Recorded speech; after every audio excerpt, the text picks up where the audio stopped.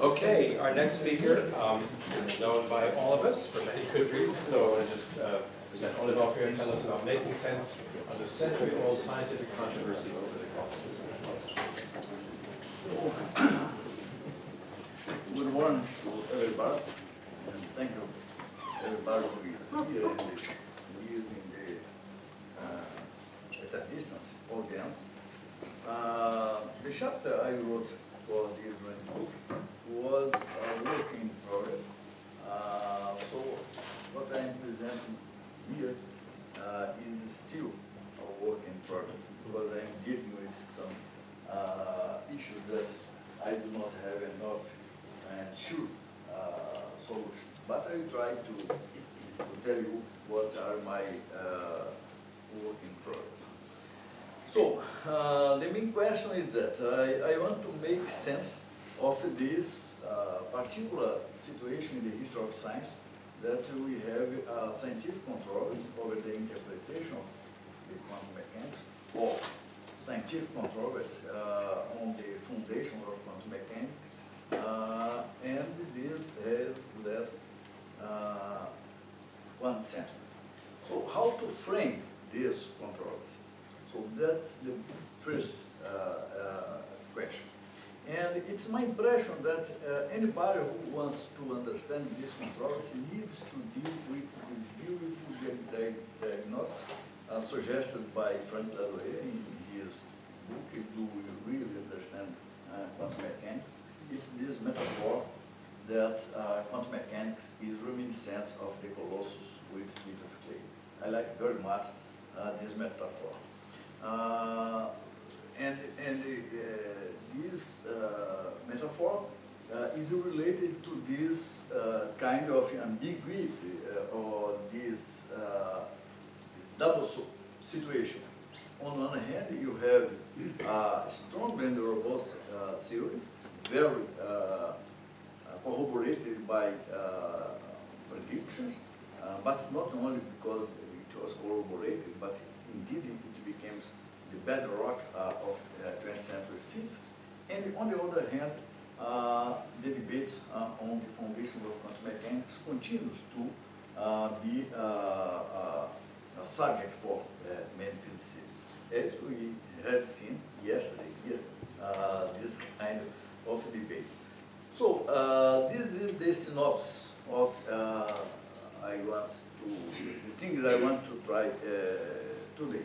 The first question I want to present this question, that there is a singularity, if any, of the quantum controls in the history of science, and I will just note some features of these controls: duration, actors, settlement, scientific and philosophical content, and this mix of internal and external constraints.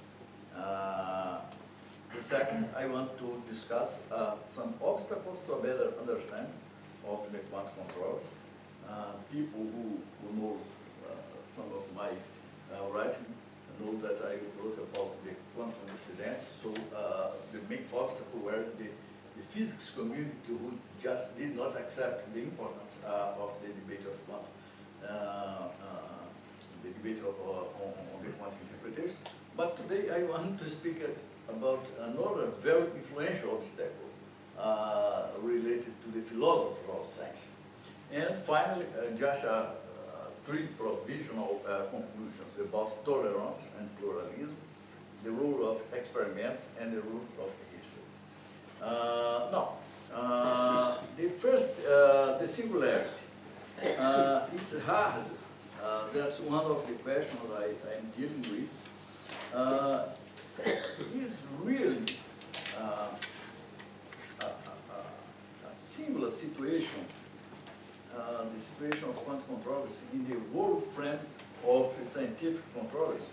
After all, we know that history of science is charged with a number of scientific controls. So I left aside to decide this question if there is a uniqueness situation in which concerns the history of quantum controls, and I just tried to identify some features of this controls, and some features which may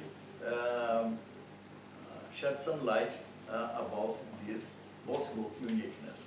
So the first one, duration. It has been a long controls. If you compare, for instance, with controls in the history of physics, Newtonians versus Cartesians, so it took at the most half a century, the best case.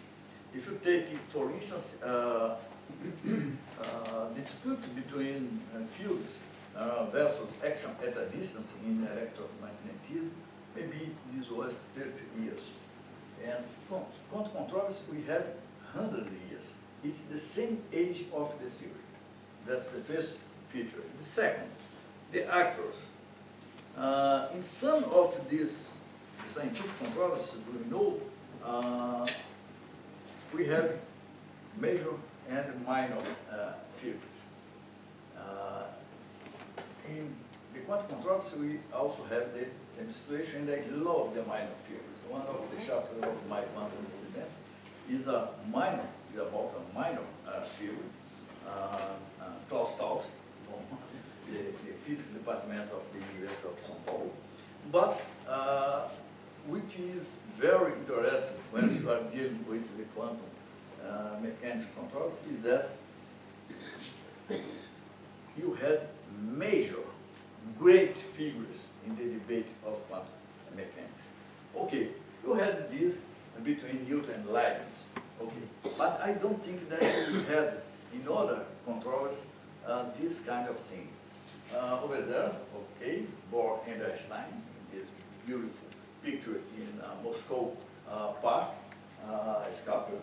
And if you, the recent Nobel Prize, we would make a list of the predecessors, we need to begin with David Bohm, John Clauser, certainly. Over there you have Bell, that unfortunately was died in 1990. Zhang is over there. And here, Alan Spare, which is the Danish princess, who had received the 2010 Bohr Medal for his work. I was there in Copenhagen, and I thought it was a true iron that aspect was there to receive the Bohr Medal for his work in quantum physics. Not exactly because Bohr was against entanglement. This is not the case. But it's about the attitude. It's something I will come back later. So, the third feature of the quantum controls, in some other scientific controls, you may spot precisely what were the questions at stake. But in the quantum theory debate, what were the questions? We have a list of questions. So it's better to speak about a mix of diversified issues which were and are in debate. Some philosophical issues, some conceptual issues, some experimental issues. So just a short list: reality, visualizability, realism, locality, information is a central subject of the theory. So the primacy of chance or determinism, Mesmer problem, completeness, mathematical formalisms in the plural, logic, compatibility between quantum theory and graphic, as we saw yesterday. So the feature is that it's a strong and diversified core of scientific and philosophical disputes. Another feature. I have no doubt that in each scientific controls you have a mix of what we call internal and external factors. But I want to emphasize how strong the external factors were in the case of the debates of quantum mechanics. We have seen yesterday, I was truly amazed by the debates yesterday because Tom brought us first all formal thesis about the role of Weimar culture in the content of quantum theory. Second, the role of Cold War and Soviet Marxist reaction, and it was wonderful, this connection in which you began in Zidanov and you ended up in Paul Feyerabend and Paul Feyerabend's philosophy, inspired by the debates of quantum mechanics. Now, in the late 60s and the 70s, we had this strong influence from the counterculture movement against the Vietnam War, hippies, etc. This now is a well-documented, I'm suspect to say this because I was one of the authors to emphasize this, but David Kaiser was before myself. Flávio Del Santo is here emphasizing the same question. And finally, I would say that we had a final important feature, important factor, that it was both internal and external. I'm speaking about the new techniques which allow to bring the debates to the laboratories. It is internal in the sense that this was science, this was not ideology, but it is external because none of these techniques, laser and the manipulation of a single quantum system, resulted as a direct result of the quantum debates. But they enriched the quantum debates in this sense. The last one feature is the set one, which means that the duration, one central old controversy, is related to the fact that it is still an open controversy. We have seen in the debates yesterday, we have seen in the preparation of the handbook, and I like every time I speak about this open controversy, I like to remember Bruno Latour's rule. I put, we start science in action and not ready-made science or technology. To do so, we either arrive before the facts and machines are black boxes, and we follow the controversy that reopens them. And I always like to cite this because in the case of quantum mechanics, you do not need to reopen the black box. It is still, it's always open in front of us. So I think that this is probably the main factor to attract a number of philosophers and the historians of science to try to understand quantum mechanics, because it was an open controversy. Now, let me jump to the obstacles. For sure, we have a number of different obstacles to understand, to frame the quantum controversy.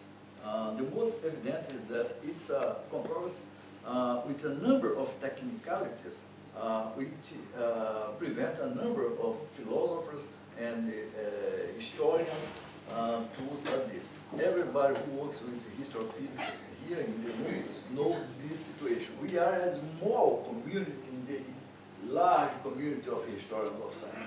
And how my colleagues from history, they always said, okay, I don't understand what you are doing. I remember somebody in one of these fund agents, he said once to me, I always support what you are doing, but I do not understand anything you are writing. So that's an obstacle. But I want to emphasize another, okay, so no doubt that the reaction of the physics community in the 50s, 60s, 70s against the debate on foundation of quantum mechanics was another important obstacle. But I want now to emphasize a different one.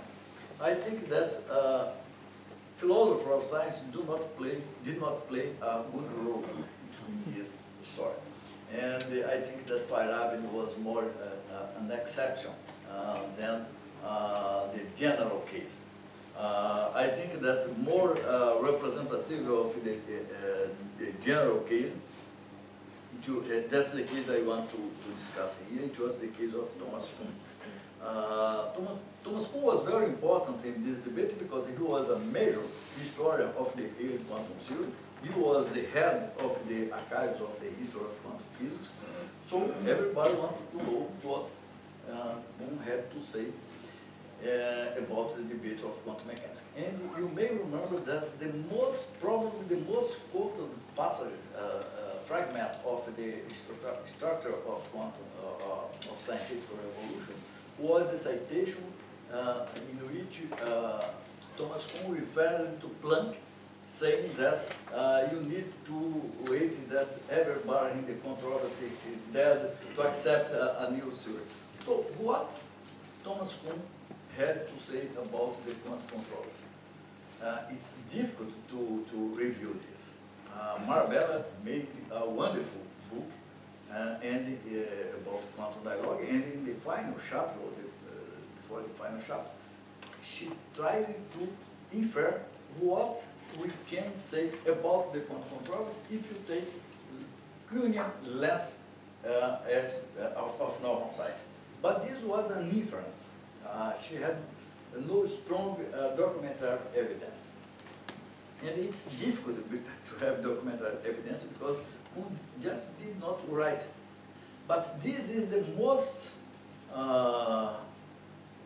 allowed science in the philosophy of science. How could Thomas Kuhn have not spoke anything about the quantum controversy? Because he was alive. He saw David Bohm. He saw Bell's theorem. He saw the first experiments. But what he said? Okay, I do not have a final conclusion, but I have found one very interesting about Thomas Kuhn that I included in my biography of David Bohm. This was 1969. There was a conference in the United States organized by Patrick So, and in this conference, David Bohm sent a paper. He could not attend the symposium, but the paper was presented by his former student Jeffrey Bobbitt. In this paper, Bohm criticized the notion of incommensurability and the distinction between scientific revolutions and normal science. And he presented, I would say, a good argument against this distinction, because he presented cases of important conceptual development during the times that we consider normal science. So he cited the development of the Hamilton-Jacobi theory or equation in the 19th century, and the development of the ideas of von Neumann in some tension with the ideas of Niels Bohr during the time that we consider normal science in quantum mechanics. Then Thomas Kuhn took the stage to comment on this paper read by Jeffrey Bobbitt.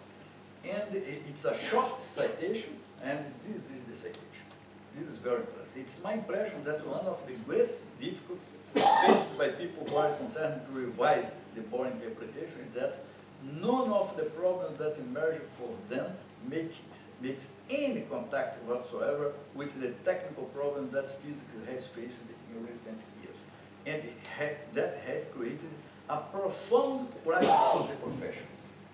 You see, Thomas Kuhn considered, if he was alive, he would consider a diversion for the Nobel Prize, to give a Nobel Prize for these three guys, because this was the result of a profound crisis in the profession. Then Bobby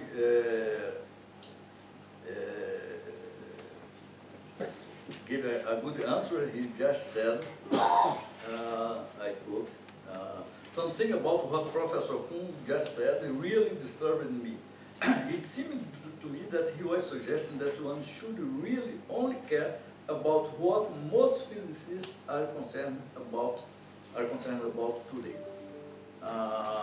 which means everybody was telling to you are not acting as a philosopher. You are not playing the critical role we expect philosopher should play. You are acting as a physicist who is part of the game, who is part of the dispute.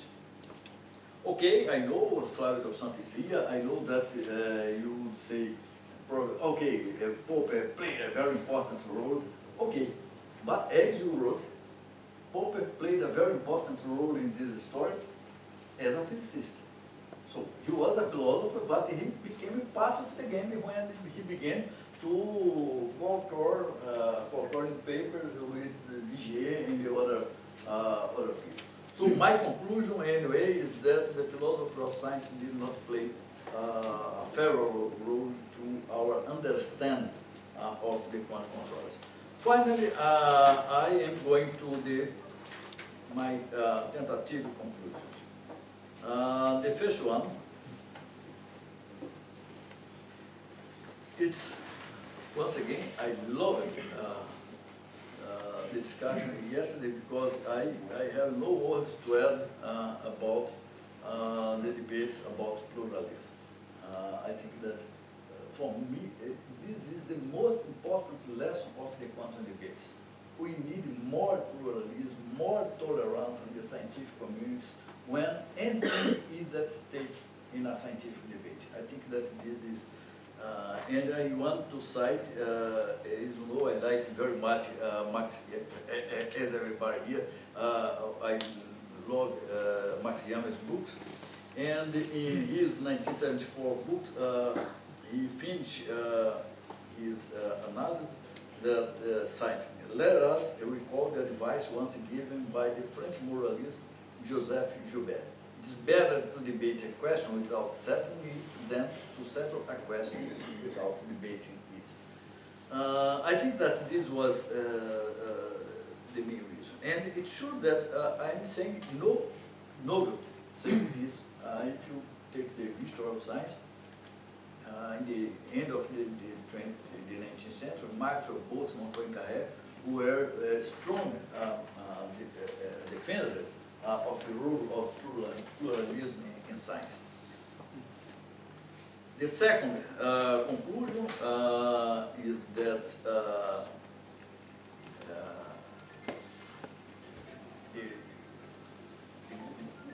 the debates, the controversy was fruitful for science. We know better quantum mechanics now, in part due to these debates, due to this development. In this conference, we paid great attention to the question of reading variables and the question of entanglement, but other important questions also came from this kind of debates. The coherence, for instance, it's another topic we did not exploit enough here in the debate. We have a chapter in the handbook about this, written by Olival Freire. It's about the work by Tony Leggett. This is clear-cut that in the origins of Tony Leggett's work on coherence, there was this his engagement with the quantum debates. He just did not like the idea that quantum mechanics could be universal, could be applied to macroscopic system. And finally, I have two short conclusions. One about the rule of experiments. Can we expect that experiments will settle these controls? Okay, this is a question for the future. Maybe it will. We have seen yesterday a number of interesting experiments relating the GRW approach that are nowadays are being developed in experimental tests by Grassi and others. But I want to make a short comment and jump to my conclusion. The short comment is that as we discussed so much the role of entanglement in this conference in the last months, it's always important to note that what the whole ensemble of experiments related to Bell theory what the whole ensemble have discovered is theories which are based on certain assumptions, like locality and realism. But the problem is that there is no consistent interpretation that take this assumption to be built. You can say, okay, these were Einstein's ideas, but what was Einstein's interpretation of quantum mechanics?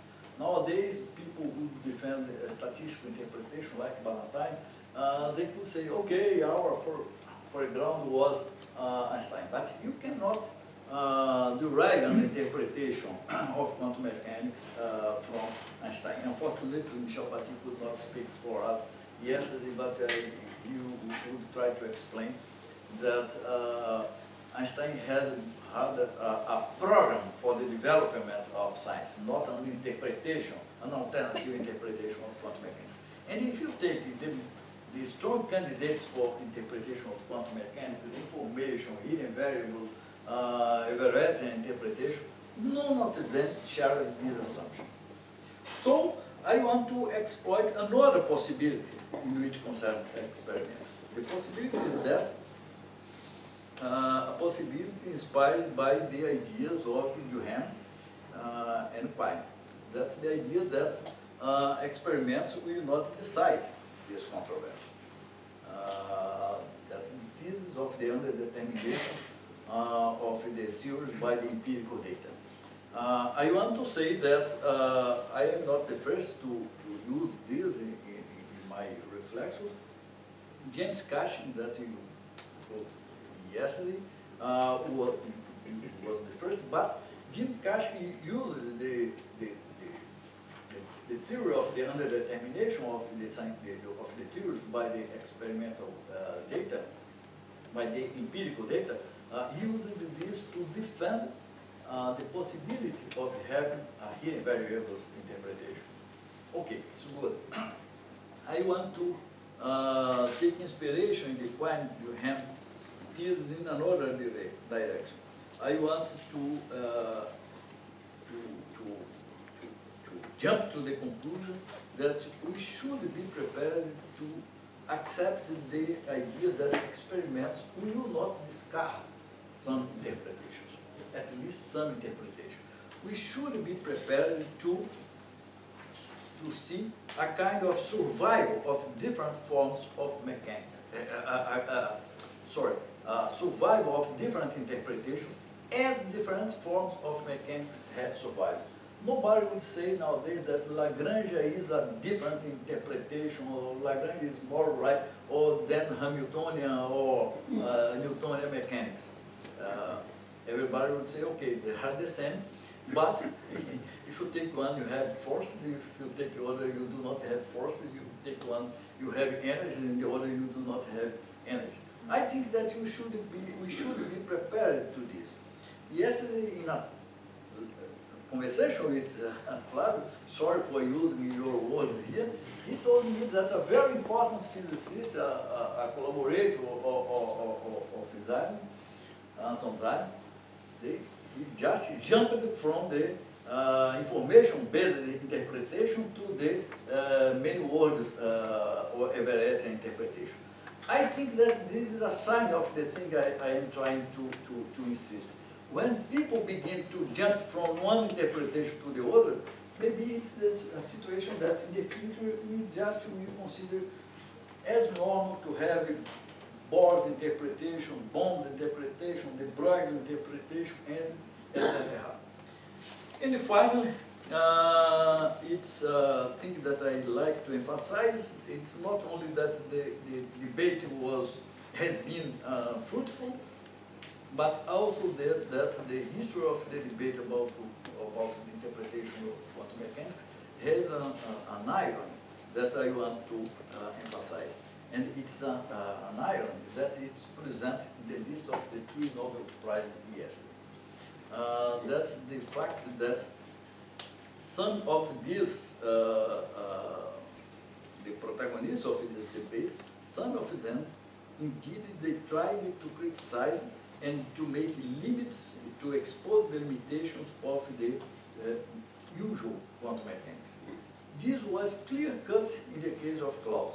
This was not so clear in the case of Alan Spee and Anton Zeilinger. But this was also the case of John Bell. So, what is the argument? They tried to make explicit the limits of quantum mechanics, but they ended up consolidating and developing quantum mechanics itself, and quantum theory entered the 21st century as vindicated as ever. Okay, that's my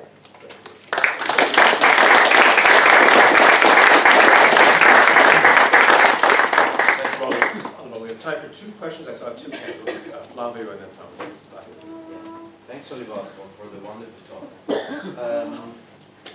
Maybe it's more of a comment, but I want to know your opinion. So I fully agree with what you've said about the philosophers of science that have played a very little role in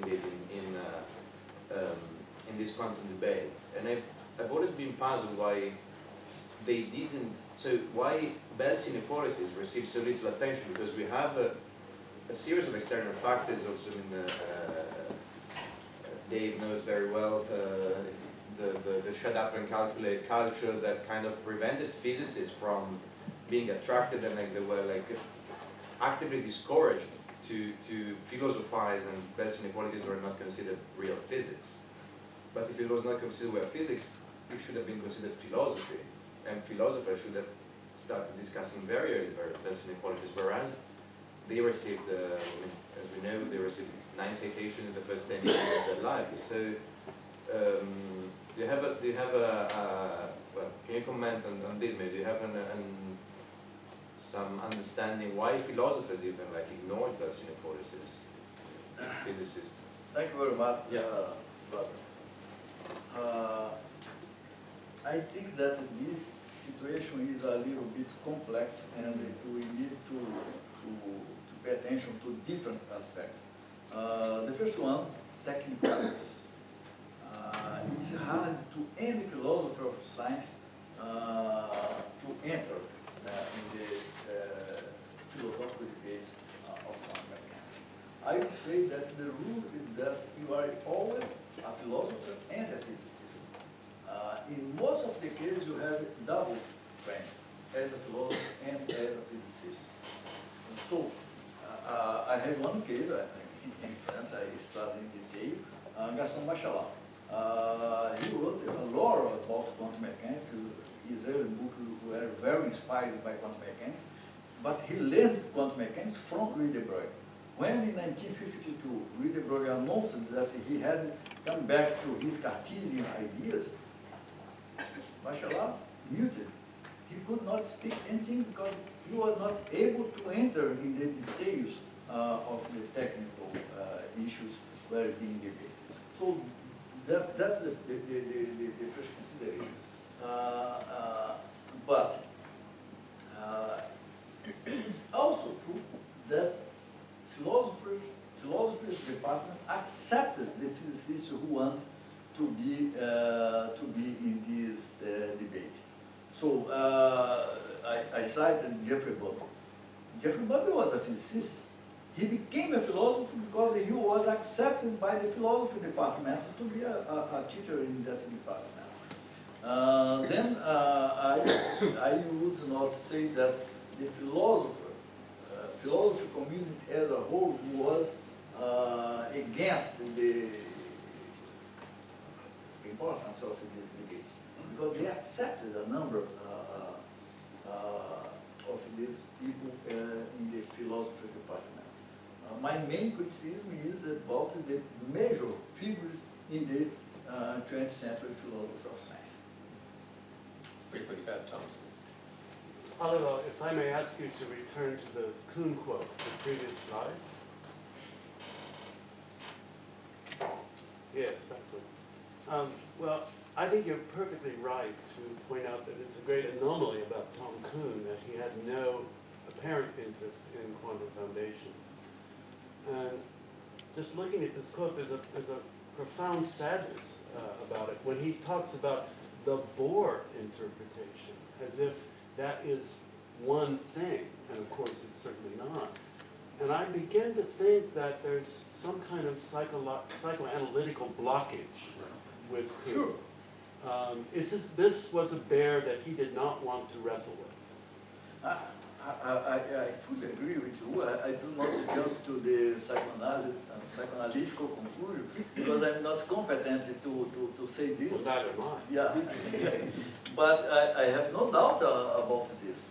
He was, so he received the mission from John Archibald Wheeler to lead this project, and he also became a philosopher of science professor at Harvard, supported by James Conner.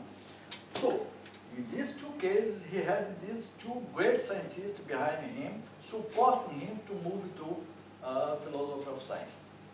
That's how a theoretical physicist became the most influential philosopher of science in the 20th century. The guy who has the book among the 100 book more influential in the 20th century. So he was strongly supported by two important fields. So it was not easy to him to criticize this field. And you remember, Wheeler was more Bohmian than, more Bohrian than Bohr himself. You should not have illusions about the later Wheeler when he became a maverick in physics. He tried to get the approval of Niels Bohr to Everett's thesis. So he took Everett's dissertation from Princeton to be evaluated in Copenhagen. And the dissertation was refused in Copenhagen. I am being strong in my words. But I have no doubt that there was this problem. He is sad about this. He is scared about these guys like Bohm who are creating a crisis in the profession. Thank you. On that note, thank you.